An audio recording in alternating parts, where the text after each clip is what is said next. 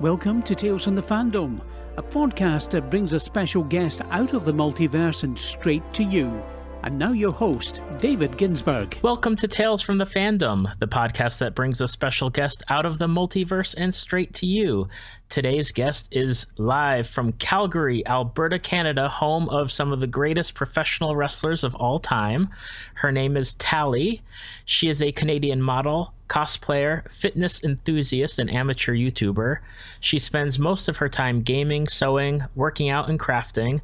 She does travel a lot to Los Angeles, and she has been an avid gamer and overall nerd for almost her entire life. Welcome to Tales from the Fandom, Tali. Hi, thanks for having me. Oh, I am very appreciative of your time. So, how would you describe fandom?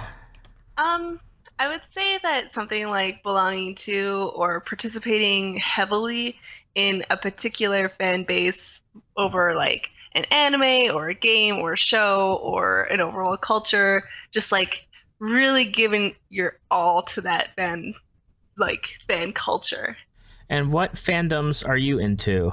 I don't really consider myself a part of a fandom in particular. I'm a fan of a lot of different things, but I guess if I really had to like put myself in a place, I would say I am part of the wrestling fandom. I'm a huge Sailor Moon fan and probably Street Fighter and like old school PlayStation 1 and 2 RPGs. Now, how did you get in? I mean, I gotta just ask, because you live in the birthplace of one of the greatest wrestling families of all time. You bet. How did you get into professional wrestling? You know, are you born with it, being from Calgary? Like, is it injected into you? It's actually so funny because I was never a fan when I was growing up here, and I didn't really get it because it wasn't really geared towards me being, you know,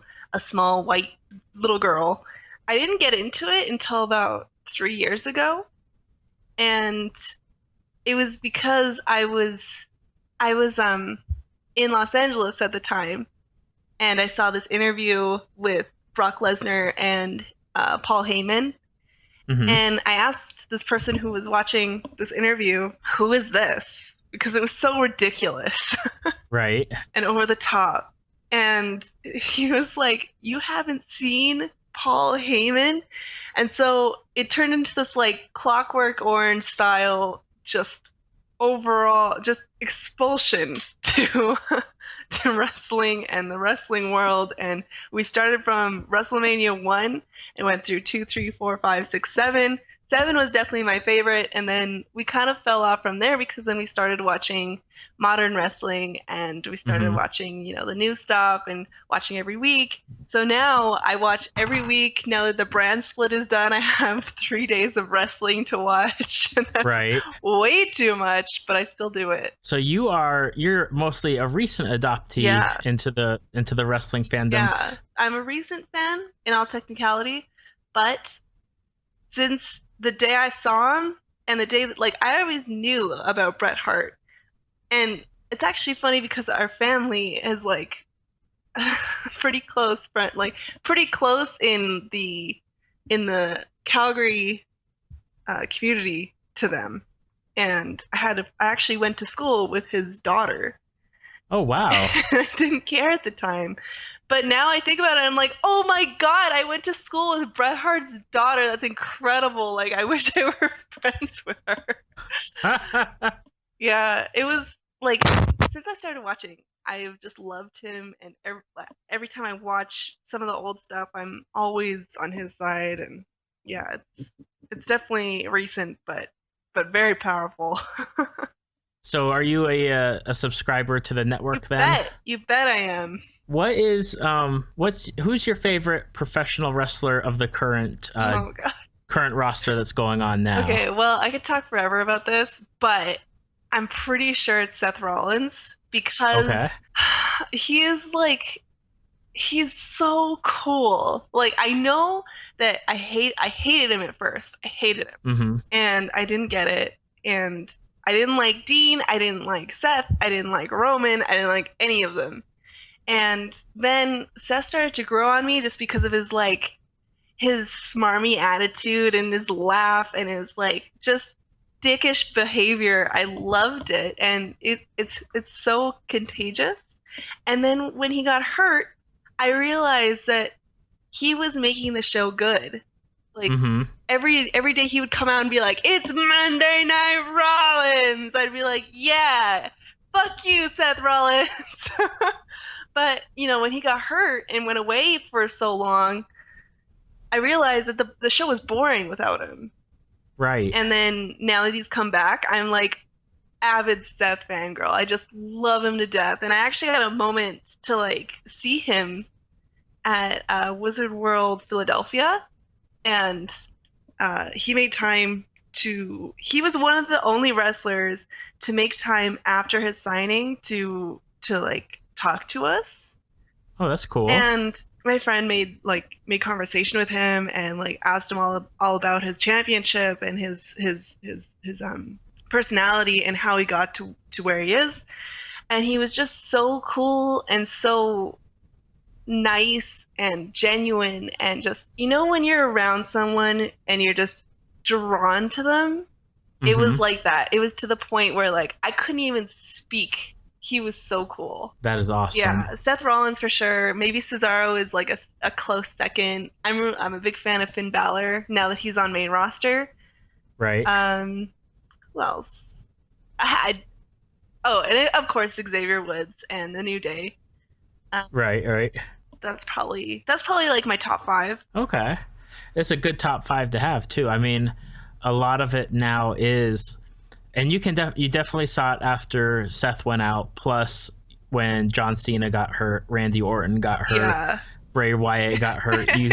You really saw that you really saw that they had been focusing so much on so few that they weren't building anyone else up really. Yeah, it's such a and you problem. see it now.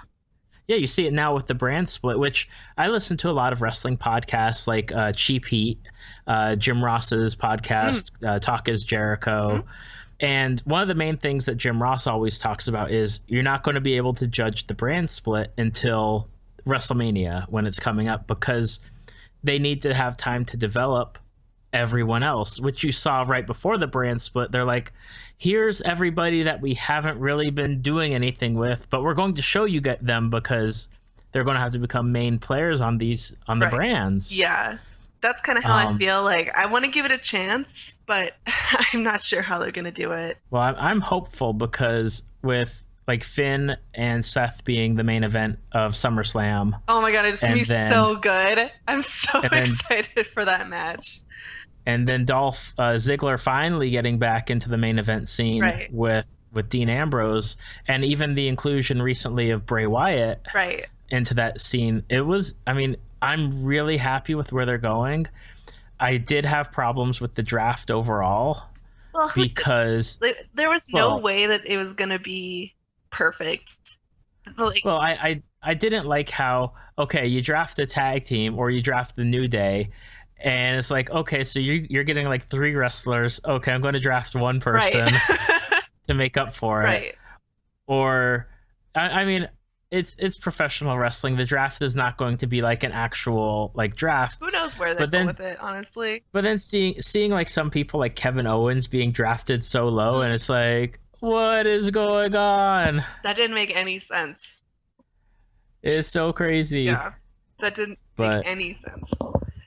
What's the dream match that you would have nowadays? Because that's something that I always talked about back in the mid 90s when I was super into the Attitude Era and the WCW, WWF Monday Night Wars, was always dream matches. Like, who do you want to see? Dream match. Honestly, like, I think Seth and Finn is one of my dream matches, because I've been watching NXT and I've been watching main roster for so long now that I've just been like, these two are incredible, and they're gonna put on such a good show. So I'm super excited for SummerSlam, because I think that's actually one of my dream matches, like, coming true. That was it is definitely something, and I definitely think Finn is going to come out as his demon persona. I think he's going to come out as demon persona, and he's going to be the winner. I'm I'm banking it. I love Seth. I love him, Mm-hmm. but he has nothing to gain, and Finn is the new era, this new, all new thing that they're trying to go for. So it makes no sense to make Seth the Universal Champion, whatever Mm-hmm. that is. Oh my gosh. But Finn, We'll talk about Finn's that in gonna a make second. it, I think. Okay. Yeah. I was just listening to Cheap Heat, which is a podcast out of New York, and they were talking about the Universal Championship, and they're like, nobody asked for this Universal Nobody Championship. asked for it. That's exactly Nobody asked for it. It has no, and they're talking about lineage. Like, there's no lineage to this title. It doesn't mean anything compared to the World Championship that they have, that Dean has. Right. And I think the thing on a lot of people's minds is really the champions should have just been like, or the main champion, I should say, the WWE champion should just be like a free agent. Get your number one contender from Raw, get your number one contender for SmackDown, let them fight it out, and then the winner goes after the champion. Right. Like, the champion shouldn't be on both shows per se, but they should definitely not have, like, now, because they had so much of that during the Daniel Bryan time when he was running up to the championship. They did the unification of the titles. Now everything's split again. Right. It's just so much. And now they're making the new women's title for SmackDown and tag titles for SmackDown. Yeah, it's a mess right now. It's just a hot mess when you really think about it. But I want to believe that they'll make it good. Even though there's no previous example of them making anything good. But I want to believe that somehow this is going to work out and it's not going to be a total failure. Well, I definitely hope so. And I watch it. Normally I don't watch it live. I watch it like the next day. Right. I'm hopeful, but I really wish that they had gone different ways with dividing up the roster. Either, all the tag teams on one show, all the women on another, really, instead of having it be spread out the way that they did. And then to have the cruiserweights on Raw, I mean, they have the extra hour. Right. But I mean, they've never really been able to pull off a cruiserweight division until now with what they're doing specifically for on the network, the Cruiserweight Classic. I really like the Classic. I think it's a really good move. Oh, it's definitely a great, fantastic move. I'm just worried about the people that once they're signed, languishing, backstage or getting 5 minutes on a show, as it has happened, just like with the Divas Revolution or the Women's Revolution, where, okay, we've had it, but you're still not really showing us that you're really committed to it. Right. Yeah, I think it'll take time. It'll take time, but it's headed in the right direction, at least. And this year, this coming WrestleMania is here in Orlando, so I'm hoping to get tickets. Oh, that'll be awesome. Hopeful, crossing my fingers. Royal Rumble sold out in like 15 minutes, I think. I bet. So you're a wrestling fan. You love Rollins. You liked Hart. Mm-hmm. You have so many. You got your Mount Rushmore of your 5 people. Definitely. What one match is something, if you had to like take anybody from any point in time to have like a match together, who would it have been? I think Shawn Michaels and Seth Rollins. That would have been a good match. Because I'm pretty Seth seems like the new Shawn Michaels now. Mm-hmm. And I think that would have been incredible.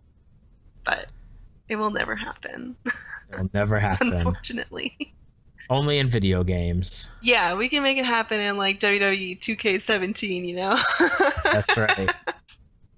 And speaking of video games, you're a classic like PlayStation 1, PlayStation 2 video game enthusiast for role-playing games. Yes. Did you grow up with like having a PlayStation 1 or PlayStation 2 in the house? So that's the thing that I was like always about. When I was just little, I started playing Nintendo I feel like the original Nintendo, the NES. And that was awesome. And then I kind of faded away from it. And then I came back, played more Super Nintendo than I've ever played in my life. And then my parents got me a PlayStation 1 for Christmas one year. And I just fell in love with it. I couldn't stop playing. I couldn't stop finding games for it. And of course, back then, like, you either had to go to a game store or a Blockbuster and pick it out and, like, play through it as fast as you can before you had to take it back. Absolutely. Or you have to, like, rent it for another week. And it was awful. Like children these days will not understand what a trial it was to be a gamer growing up in the 90s. Definitely. And I worked at a Blockbuster back in the day. So I totally remember, like, when the video games came out. Oh, yeah. And people having to rent them, or, like, the kids begging their parents, like, please let me rent this game. And then you get it, and it's either, like, scratched or, like... those were the worst. It's never there. Someone always got to it before you did. That was one of the biggest problems, is so people would take it and then, like, never return it. Yeah. But the box would still be out there because we have no idea until we do, like, our inventory every 3 months, and it's like, oh, we don't have that game anymore. Let's take it off the shelf. Yeah, and then you'd have to breaking the dreams of people to find it. It was awful. It's awful. Yeah. And then a friend of mine, who was also just as obsessed with video games as I was, he modded his PlayStation so that we could start downloading. Don't hold me against this, but we started downloading and burning the games so that we could just play them on this modded PS2. Right. And it was the best time of my life. It was like a new game every couple days, whatever we wanted, Japanese games, English games, whatever we wanted. It was the best. And I think that's where I found a lot of my favorite games. And we played so many that I can't even remember half the things that I did. Because we had this setup where, like, we'd had a setup of 2 different TVs with 2 different consoles, and we'd play all day. And just, you'd be like, watch each other's screens, see what each other were doing on their games, and, like, try to follow both stories, but, like, yeah, it was crazy. What games were you into back then? Like, what are some of your favorites? Some of my favorites would be Legend of Dragoon, which was probably my first JRPG. Final Fantasies were really popular, but I really fell in love with, like, things like Shadow Hearts and Koudelka, and Spyro was one of my favorite games. Silent Hill is still one of my biggest influences in favorite games. Persona 2, and what else?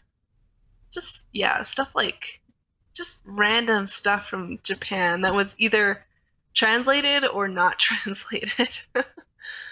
What did you do with the non-translated ones? Did you just have to sometimes, like, you could find work it out? Sometimes you could find, like, fan translations for them. Okay. So you'd have to, like, it was a big long process, and I wasn't the one doing it. My friend was, because he was, like, the savvy one for that.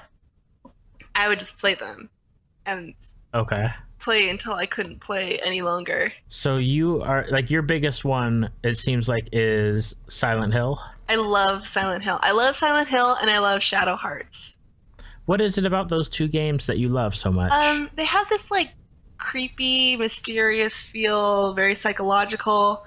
Silent Hill is the best survival horror game ever, and I will stick by that until the day I die. Shadow Hearts is actually more of a RPG and more magical in a way that it deals with bigger issues like gods and going against faith, and it's very deep, especially for something back then, because games back then were, like, very hit and miss. Oh yeah. I could name. I'm not even sure I could name the bad ones that I played because I just played them and forgot about them. Oh, and Deadly Premonition. I have to mention that one. Which I don't think I've heard of that one. It's supposed to be a survival horror game. I love survival horror games, but Shadow Hearts is not survival horror. It's more of a RPG with a leveling system and all that. But they all have like a horror element to them. Okay. But it's all very like paranormal and supernatural stuff like that. And Deadly Premonition is this game that not a lot of people know about, but is a cult classic in my eyes because it's. Have you ever seen Twin Peaks? I have not seen Twin Peaks. Okay. I've heard of it, but not watched it. The rumor is that whoever made this game, who was it? I want to say it's Suda54, something like that. The developer of the game, Deadly Premonition, is a huge Twin Peaks fan. So he basically ripped off the story from Twin Peaks and made a game of it, but with new characters, like completely different characters, a little bit different storyline, but basically the same thing. And it's very like mysterious, whodunit, detective work, but it's so cheesy. It's like, I'm not sure it's purposely like that, but it is the cheesiest game, but it is so good. Like I can't even explain it to you without you having played it, because it's when I explain it, it's the dumbest game ever, and it is, but it's actually the best, and I love it to the death. That is hilarious. I played that with my friend before I moved away from Calgary, and I think we played like 100 hours of it because there's so many side quests that you can do, and we just didn't want to put it down. That's some dedication right there. I love that game. I know for me, back in the PlayStation 1 and 2 era, I was always, even going back to Nintendo, I was always a big Final Fantasy fan. Mm-hmm. So I played 7 because everyone has to play 7. It's almost a prerequisite of you're not a gamer unless you played 7. You're not a gamer unless you played 7, and you either love it or you hate it at this point. I skipped 8 and then played 9 and fell in love with 9 because it's such a throwback to like the Nintendo versions. Yeah, for sure. And then I fell in love with 10 to the point of going over to my friend Max's house, or his apartment back then in college, going over at like 7 o'clock in the morning to play it while they were still kind of sleeping. Oh my God. Until they wanted to do something else, and then they would kick me off. And then when I moved to Japan, I actually brought an American PlayStation 2 with Final Fantasy X, just so that way I could play it over there. Wow. I'm a big fan of 10. I love 10. For all the crap that it gets, which it gets a lot. It gets a lot, but it gets a lot, especially Titus's laugh. Definitely. But for all the crap that it gets, I love Yuna. I love Riku. Those are probably two of my favorite Final Fantasy characters of all time. I think me too. Because most of my other Final Fantasy favorites come from Final Fantasy IV. Okay. Which was 2 on the Super Nintendo. But man, I love Yuna and I love Riku. I never played 10-2, really. It was okay. But I just love the story of 10. I love the graphics were beautiful. The story was really well done. Especially for back then. And the new HD version is really great. I just wish that they had redone the voice acting because it is a little bit dated. Mm-hmm. Yeah, I'd love to get the HD version, but I have not pulled the trigger on it because hopefully one day I'll get a PlayStation 4 and that way I won't have to buy the game twice. Right. We can always hope. Absolutely. So are you still into video gaming now? Oh yeah, like I love playing games. I love it. Like I said, Silent Hill just stays with me forever. But unfortunately, now that I'm so busy and trying to get my own work out there and trying to do this cosplay thing, I don't have a lot of time for it. And that's just what happens as you grow up and you grow older. You don't have time for your video games anymore. but I still love them and I still have the fondest memories of them. So Mm-hmm. I decided, I wanted to at least play something because I felt like I was missing out. And so I started doing a Let's Play channel on my YouTube, and it was going okay, but I just couldn't keep up with the amount of work and the amount of travel that I was doing. Right. So I'm definitely like rebuilding it right now and kind of retooling. And I decided, I don't like playing video games by myself because you'll notice all of my stories about playing them have someone else in them. Right. I like playing video games with other people, sharing a story, or like, if it's too scary, then at least you have someone there for you. And so I decided, I want to make sure that someone's always playing with me. And if I can't have that, then maybe I could stream it, or maybe I can have someone on Skype with me playing like a multiplayer. But actually later today, I'm going to be doing my first one with a friend of mine. So that'll be my first Let's Play in a couple weeks at least. And I'm hoping that will be a new start on it. And I can start playing video games again. Awesome. What are you planning to play first, just out of curiosity? We're going to play Alien Isolation. Okay. Because he already has the game, and I've never played it, and I've never actually watched a Let's Play. I watch a lot of Let's Plays as well, and I love watching Let's Plays. So we're going to play this because I've never played it, I've never watched it, and he only was able to play through like the first couple minutes because it was too scary. Okay. So I'm expecting really good things out of this. Awesome. And I know you mentioned cosplay, and to be fair, to find some of my initial guests, I was on Instagram looking at people's Instagrams. That's obviously the best way to find people. Well, and one of my friends, and I'm just gonna say the story. My friend Shelly is a listener of this podcast, and we go back to college days. And Shelly asked me, she's like, "You're having a lot of cosplayers on your podcasts." For both the ones that have come out, I have 10 episodes out, and I think about 50% have been people that do cosplay. Wow. And I have about 20 or 30 other episodes that I'm like in the process of doing. And Shelly was like, "You have a lot of cosplayers." I said,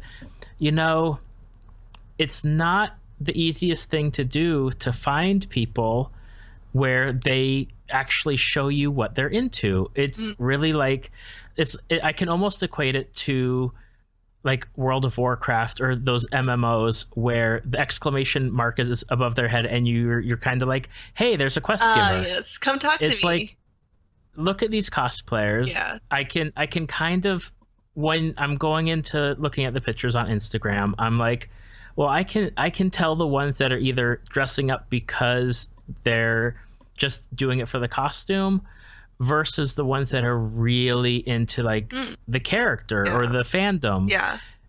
And I told her, I was like, it's so easy to find people who just want to talk about the things that they love because here they are dressing up as characters from the things that they love. Right. It's so much easier. I never really thought about that, but that makes perfect sense. So how did you get into cosplay? I've been cosplaying for longer than I care to admit at this point. Okay. Since at least my mid-teen years. And I don't know how it came about, but I remember that we went to our local anime convention, Otafest, and this was like when it was first beginning, and people were all dressed up for it.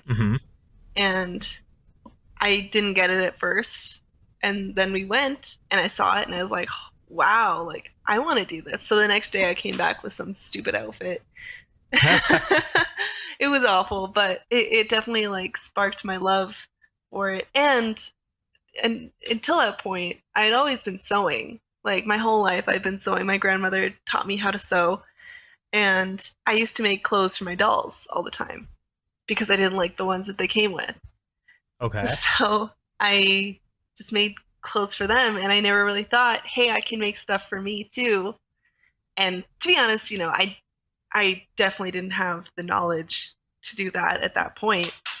But then I started sewing started sewing again after that convention, and we had home ec in my school in my junior high. So I started sewing and learning my craft and learning how to make something for a human, and it just kind of spiraled out of control, and I couldn't stop. And I thought I would grow out of it every now and again. I'd be like, this is my last year. I'm done with this afterwards, and I need to grow up and do things. But here I am, however many years later, and I'm still doing it, and I'm still like, man, who cares? I'm just gonna do this until I can't anymore. Absolutely. Yeah, because the love just never faded, and I still love these games. I still love these characters. I love doing it, and actually now that I'm like really into it, and this is my life, I can finally like make my craft better and really focus on making things to the standard that I always wanted them. Mm-hmm. And that's really important to me. What are some of your favorite cosplays or costumes that you do? Obviously Cammy, because she's been with me since like the beginning. I've been cosplaying Cammy for like the better part of 8 years, I think. And it wasn't really until a couple of years ago that I really decided to make the costume decent and like really get it right when I went to Canada Cup 2010, which is a fighting game tournament here, or was in Calgary. It's moved to Toronto now, unfortunately. Okay. But it was this fighting game tournament here, and I went to it, and I saw that other people were playing this game, professionally, and I was like, wow, I didn't realize Street Fighter was actually a huge thing. And so I decided to focus on Cammy because I already look like her. I already have the body shape for her, and I love her. Like, I think she's a super cool character. But if I had my choice, I would actually want to be Armika. But unfortunately, I don't have the body for her yet. So okay. I'm going to stick with Cammy for a while. My other favorite costumes would be like maybe Rydia and Terra from older Final Fantasies 6 and 4. Yay, Rydia! I have to say, Rydia is my favorite character of any video game. Wow! I'm not so much a fan. I know that a lot of people have their different spins on it, and a lot of people do like She's awesome. The Amino version where she's got like the capes and stuff. Yeah. I mean, I grew up with her as a sprite on my screen, it's hard to see her as anything else. Exactly, but I love Rydia as a character. She's really cool. She's a really cool character. Yeah, so I made that like a long time ago, and I made Terra as well in the same style. And those were definitely my most complicated costumes I've ever done. I like Riku, obviously. She's one of my main costumes right now. Okay. And yeah, I think that's really it. Cammy and Riku, Rydia, Terra. Do you have any, obviously, every cosplayer I've talked to always has a ton of cosplays that they want to do coming up. Is there one or two that stand out that you have on the horizon of, I want to do this character? I have a bunch on my mind that I really want to do. And I could try to name a couple. Anne from Persona 5 is coming out soon. So I really, really, really want to do that. I'm a huge Persona fan. I think they're one of the best games out there, or best franchises out there. I really want to do a Kieran from Monster Hunter. I would love to do Super Sailor Moon, but I always get too scared that I'm too old and not cute enough to be Sailor Moon anymore. I'm not sure if that is possible. I mean, if anybody can do Sailor Moon, anybody can do Sailor Moon. It's true. I shouldn't let anything stop you, but at the same time, like, no one has to be perfect. I would love to do another wrestling cosplay. I would love to be Bret Hart. With the pink and black jacket. Oh, you know it. And shoulder pads. You know it. Armika, I'd love to do. Those are like the main ones that I would love to do. Okay. Oh, and if I ever had a chance, I'd love to do KOS-MOS from Xenosaga.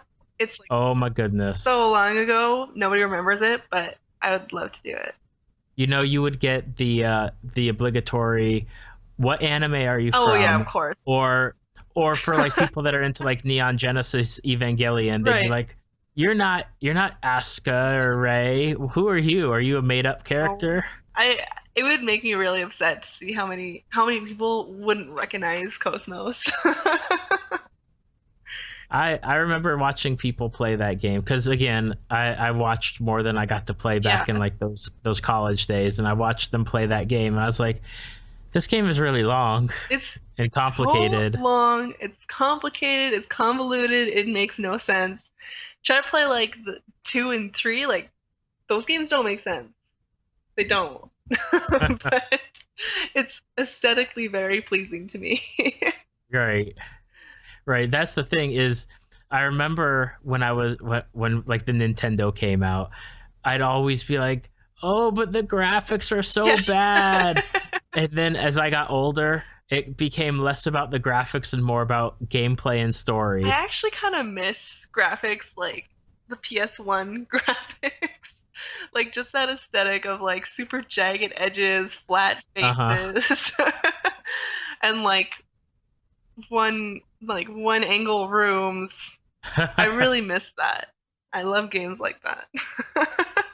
Yeah, I always tell people because I'm not into like first person shooters. Oh yeah. And then even like sports games and stuff is so many buttons. I'm like, I really miss the A button and the B button. Right? Just why can't we have games where I just press a button and it video works? games great again. It's so true. Oh my goodness. So we're almost out of time. I know you've got this this coming up Alien playthrough that you're going to start. So where can people find you online if they want to follow you or on Facebook, Instagram, website? Well, luckily you can find me just about anywhere. I'm on Facebook as Tali xoxo, and Facebook or Twitter and Instagram are under Supertaunt. Don't ask me why the names are different. I've thought about making them the same, but whatever. I'll figure that out later. So Instagram and Twitter are Supertaunt. Facebook is Tali xoxo. You can go to my website at www.talixoxo.com. I also have a YouTube at Tali xoxo, and I think that's it. Awesome. Yeah, I've got a bunch of new stuff coming out soon. I have a newsletter, so sign up for that if you want to see exclusive stuff, get free wallpapers. I have some really cool new projects coming up. Well, that's how I found you. Is I went to your Instagram and then you had your website, and I was like, oh look, there's a contact me button. Yeah, that's what it's there for. That's what it's there for. And poof, I made the magic of Tali on the podcast. Easy for everybody. Absolutely. Well, I'm not going to keep you from being scared out of your mind by I gotta an get ready. alien. I gotta get mentally prepared for this. Oh, man. There are some things that I still do not do to this day, and watching scary stuff at nighttime is something I don't do. I did it for, and I don't know if you've watched it yet, on Netflix, Stranger Things. Oh, I have seen it. Oh, yeah. Let me tell you, my friend got me into it. She's like, you need to watch this. And I said, is it like clown? It's like Stephen King. It's scary because I don't do clowns. No. And I don't do like really scary stuff. And she's like, no, but it's got some weird stuff. It's kind of creepy. Oh, that first episode, I was glad that my light was still on in the room. It took me a couple episodes to get into it, and I was like, I don't get why there's so much hype, but I love that kind of stuff. I love 80s aesthetic like that. I love the music. I love the color scheme that they had going on. It was great. Oh, it was an absolute thankful throwback to like the 70s and 80s, where they didn't need to show everything happening. Yeah. They had just enough to be like, oh crap, that's scary. It was scary. I don't want to see it. Yeah. It was pretty scary in parts, but it was just enough creep factor. I really liked it. I'm very excited for season 2. I am too. And My only hope is that they continue to the Dungeons and Dragons theme Oh throughout. yeah, wouldn't that be Because great? I'm a big Dungeons and Dragons role player, That would be and super cool. I just want more. That's a great way to tie it together. You should let them know. I will definitely let them know. I'll have the power of this podcast go out to them, be like, please, Add more Stranger Dungeons and Things. Dragons. Absolutely. Well, Tali, it has been great to talk to you. It's been awesome being here From and talking about. Calgary, Alberta, Canada. It's been great. Awesome. Well, when you get your YouTube stuff set up, just send me an email and let me know, and I'll definitely promote it on my Facebook page. Awesome. And I really appreciate your time today. Well, thank you for having me. It's always great to talk about the things that I love and nerdy video games, stuff like that. Absolutely. Well, thank you so much. Thank you. Thank you for listening to Tales from the Fandom. Subscribe to us on iTunes or your podcast app of choice. Follow us on Facebook at www.facebook.com/talesfromthefandom to see photos, links, leave feedback, and check out upcoming guests. If you'd like to be a guest, email David at talesfromthefandom@gmail.com.